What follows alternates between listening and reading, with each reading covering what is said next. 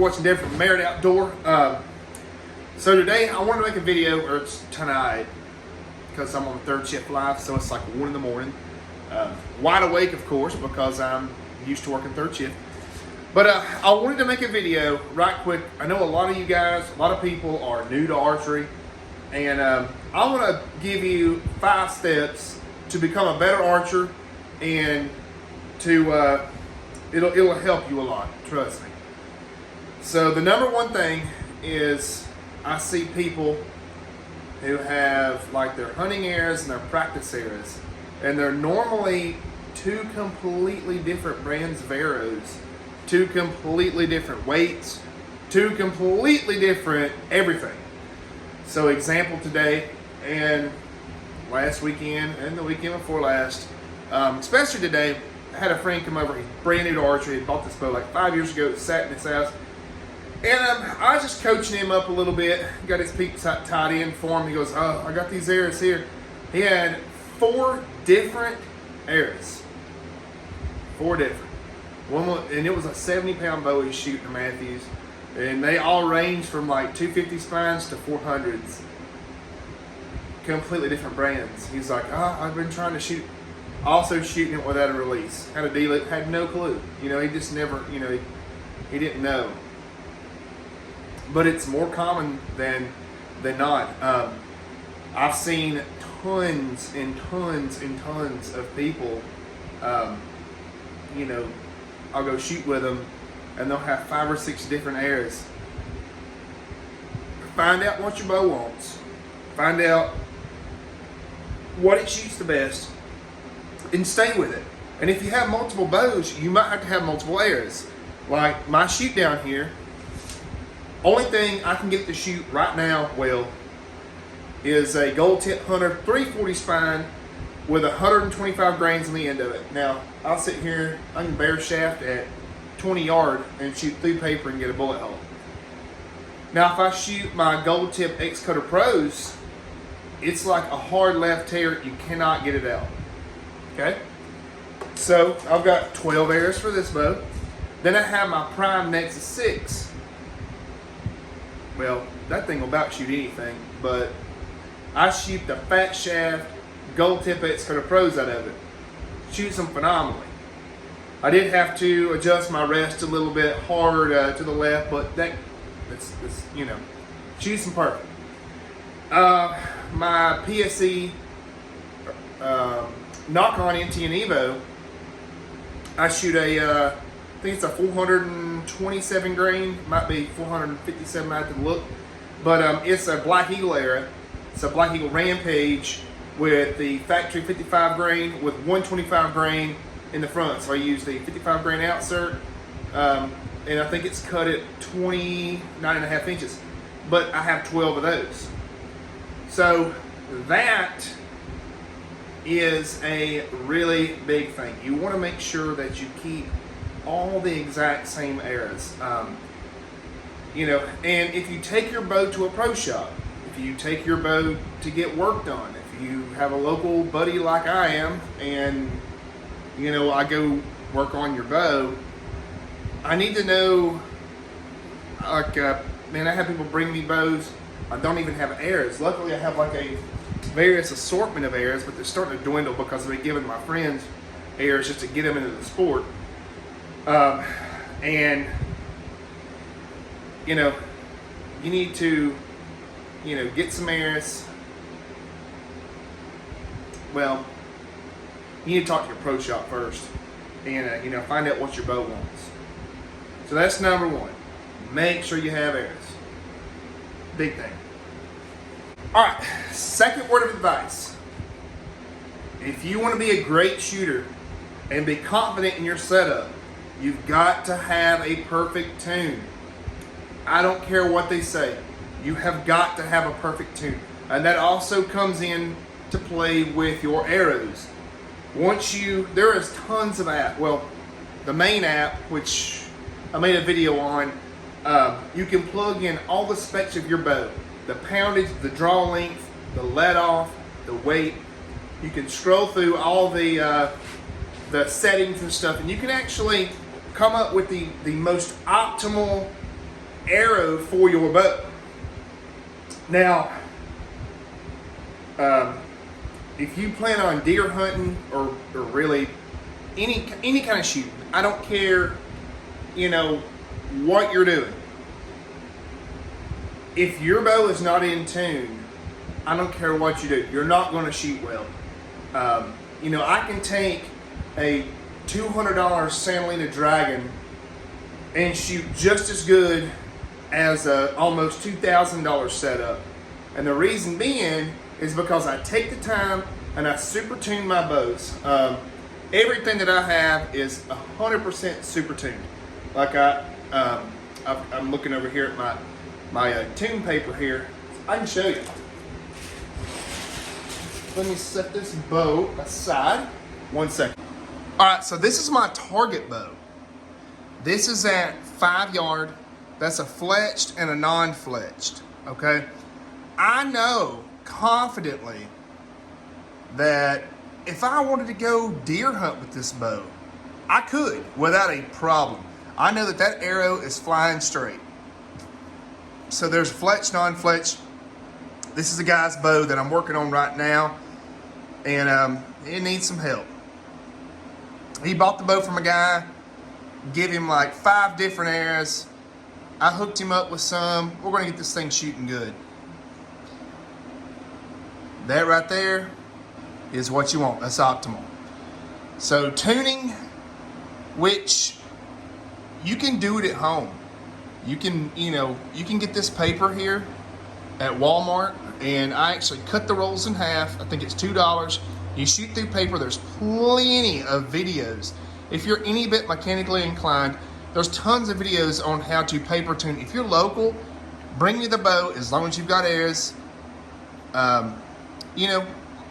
We can get this thing tuned in.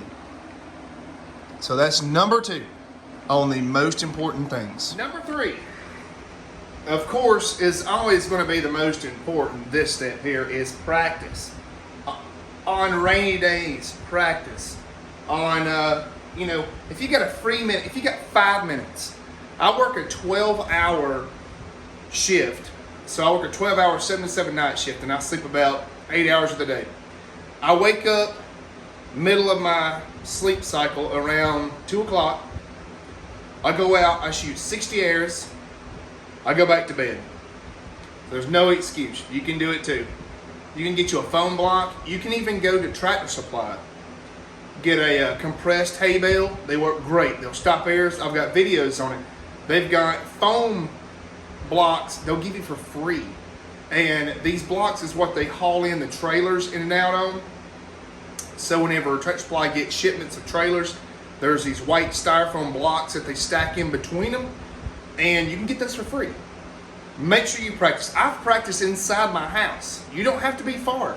Just practice your release. Right now, I've pretty much, I've 100% mastered the art of shooting with a thumb, and I really want to learn to shoot a hinge.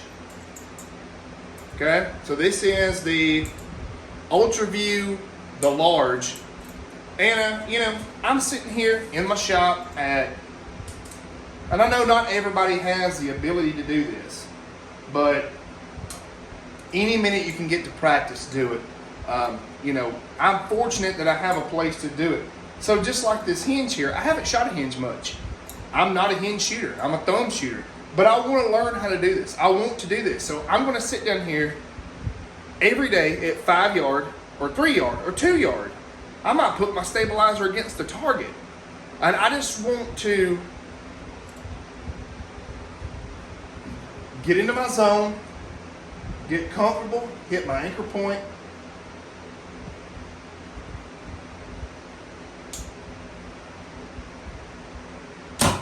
And pull through the shot. That was a good shot. Now that was at 5 yard. I probably couldn't do that at 20 or 30 right now because I've not practiced up on this enough. I have another hinge too. It's a Scott Ascent. That thing's pretty feisty. This one here is a Stan Profex X, whatever. You know, and even though I haven't been shooting, I grew up around archery. My dad shot competition for many years, and you know, I grew up around it. So, you know, I haven't been really hardcore shooting but the last year. Now, I had to do a lot of learning, but I've probably shot more in the last year than most people shoot in a lifetime. Except for whenever I had COVID, which was for 2 weeks. I didn't shoot at all, but at least every day I would almost shoot 60 arrows, which is a ton, and that's between 2 bows.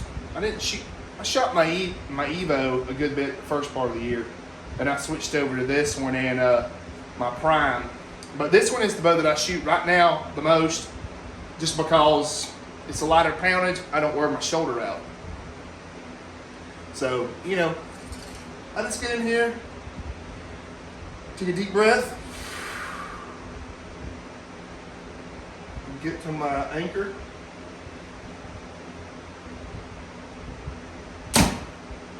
Pull through the shot, make a good shot. You know, it's just blank bail. That's all you gotta do, just blank bail. Don't worry about trying to line up a target. Don't just get over target panic. All right, guys, so this is number 4. Now, I know I look like I'm filming in a trap house here. This shop used to be an old party shack when we were kids. I'm in the process of renovating it, and I'm gonna make this into an archery shop. But the number 4 thing that I see, which I struggled with for the first 4 months of shooting, was anchor point. Getting the correct anchor point, learning how to shoot elevations, and move at the hip. So I'll give you an example.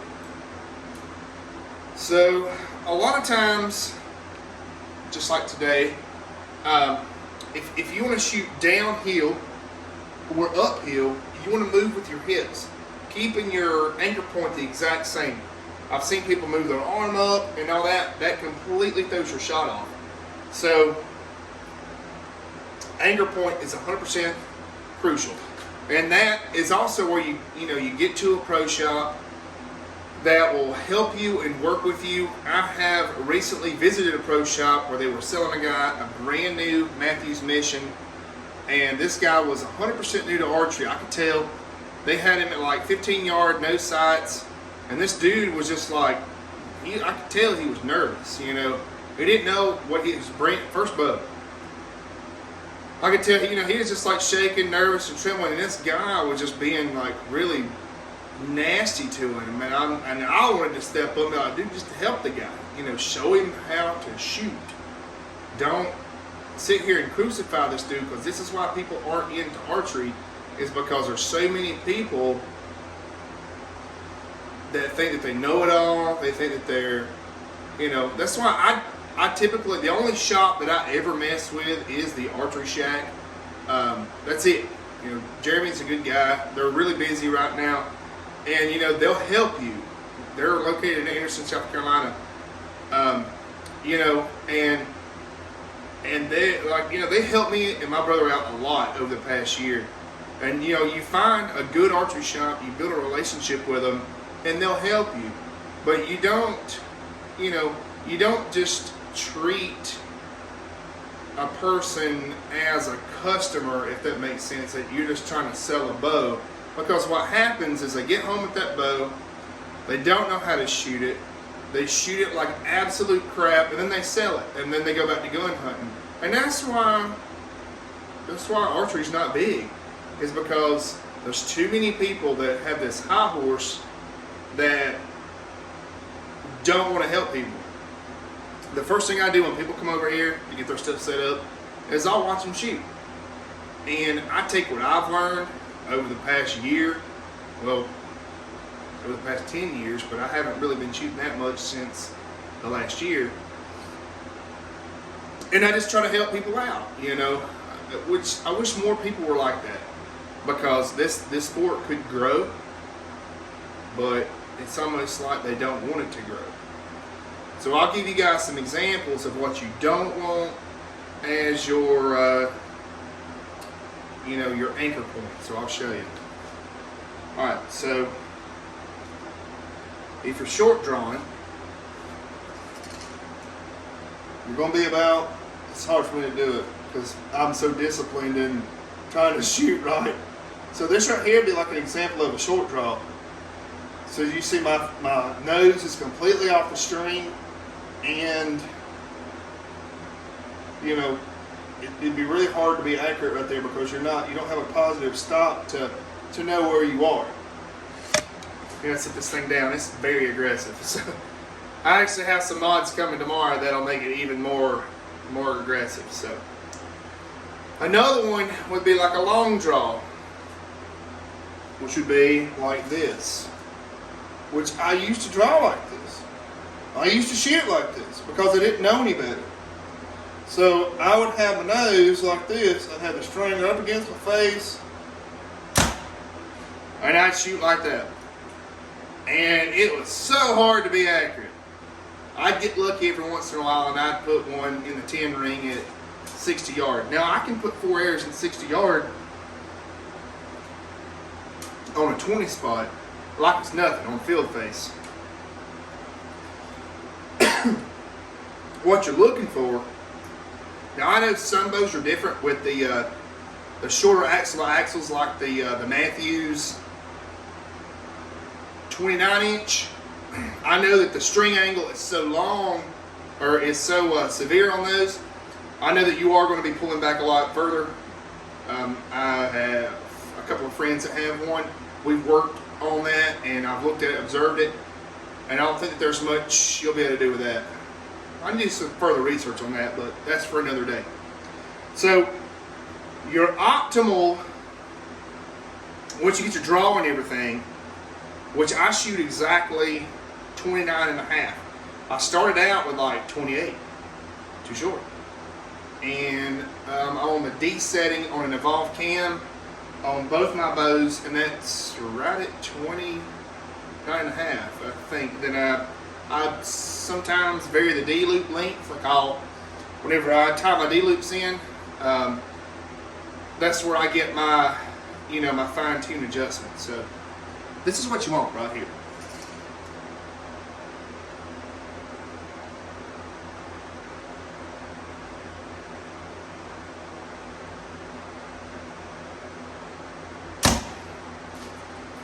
Now, primarily you want to be able to keep both eyes open. I have one eye that's a little bit weaker from an accident years ago. So I kind of squint this one naturally, it always does. But you want to make sure that your string right there on the nose, whatever's comfortable for you, you want to be able to, like I put my knuckles right there in that chin spot. Same spot every time. I normally keep my face shaved-ish or beard, it just depends on where I'm working at the time. But I noticed like with a beard, my anchor is just slightly different because my hair will pull on the string. So I just learned to keep it shaved, which you don't have to do that. That's something completely irrelevant. But I'll do it one more time for you guys so you can see. This is number 4, which is anchoring pretty much. So you see I hit the same spot every time.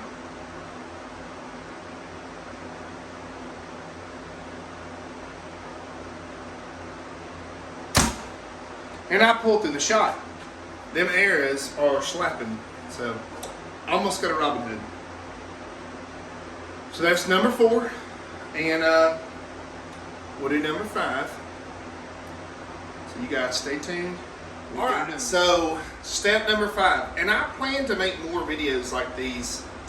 I need to write them down, and the steps that I take to shoot better, because there's a couple more steps. So another big thing that I see is the death grip. And I'll give you an example of it. I'm not going to shoot this bow with a death grip, because if you sit there and you death grip the bow and you don't allow it to free float in your hand, you can and you will derail that thing If you derail it, if you get lucky and your cables hold it, you will blow your bow up. I personally seen it a bunch. I've tried to blow bows up in YouTube videos, and for some reason I can't, but that's another story. But there's too many people that I sit here, and I'm gonna give you guys an example. I want you to see how the bow moves. Whenever I open my grip up and I let the bow settle in, and that way the riser is parallel with the strings and everything is straight down the pipeline, right? So I'll give you an example of a death grip. So I'm gonna death grip this thing. Now I can already look and see that that bow is torquing hard to the left. Now watch it move whenever I relax that grip. And see how I've got my grip released?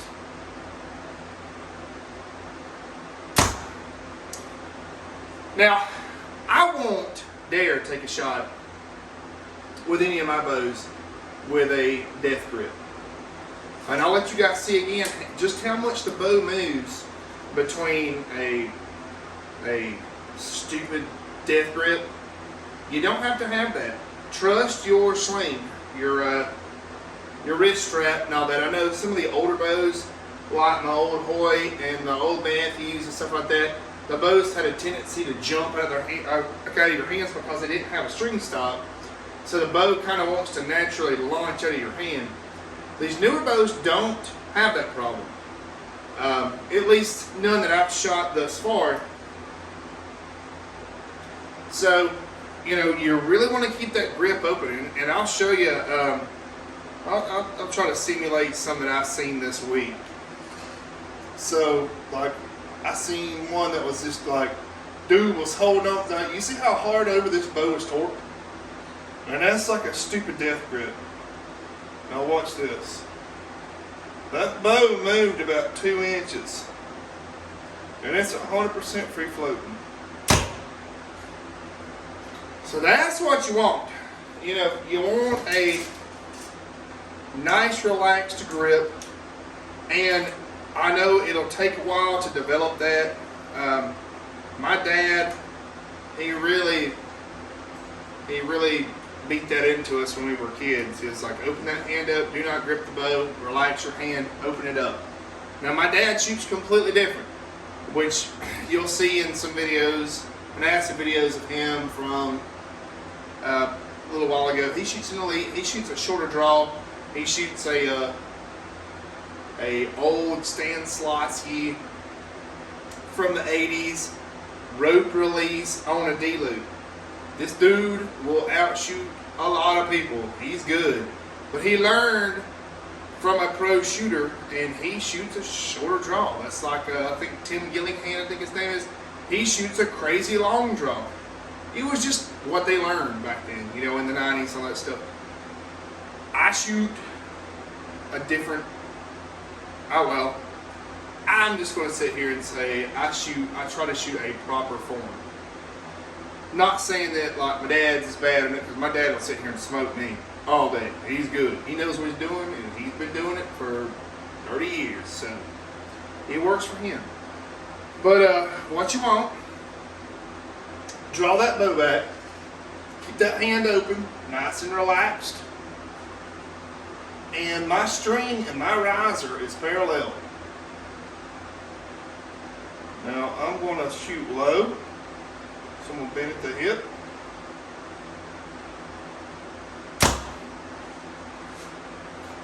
And that's a good shot. So if you guys like videos like these, maybe some coaching videos and stuff like that, just make sure to like and subscribe. I'm just here to help people. I want to really grow this, grow this sport. Grow the YouTube channel. I did mention in a video ago or two, I don't know when this will debut, I have a old school Hoyt Smoke Carbonite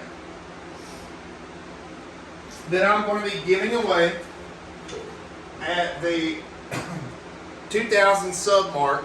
So once I reach 2,000 subscribers, I'm going to post a video, have everybody that wants to enter comment your name in the in the comment section.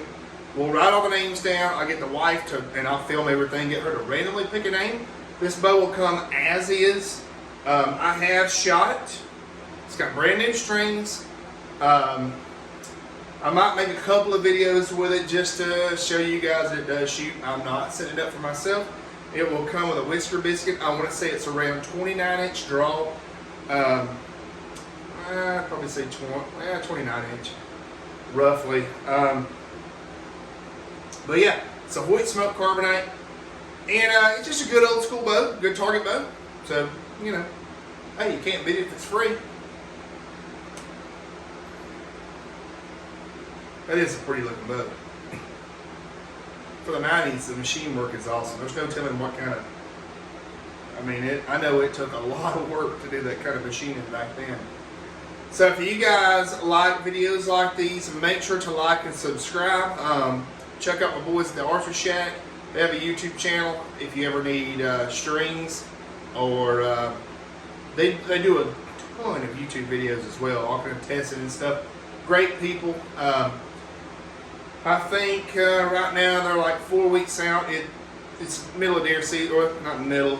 Deer season just began where we are. I think they're about 4 weeks out on strings. But you know, great people, you know, good friends, and yeah. If I can do anything with my channel, I just want to help people shoot like I have been helped shoot. My brother was one of the biggest and best coaches that I have had.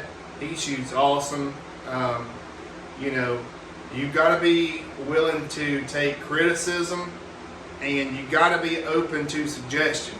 If you're not open to suggestion, you can't take criticism, you're screwed in this line of work, I'm going to say, because you really got to be able to, you know, have somebody tell you, man, you're shooting like crap. Your form's terrible. Good. But make sure that they tell you why your form is like that. Why? Ask questions like that. Say, well, why is my form terrible? Why am I shooting that? Why am I not accurate? Because if they know what they're doing, they'll help you and they'll show you. So you guys have a good day. God bless you. Make sure to like and subscribe. Share my videos. Have a good one.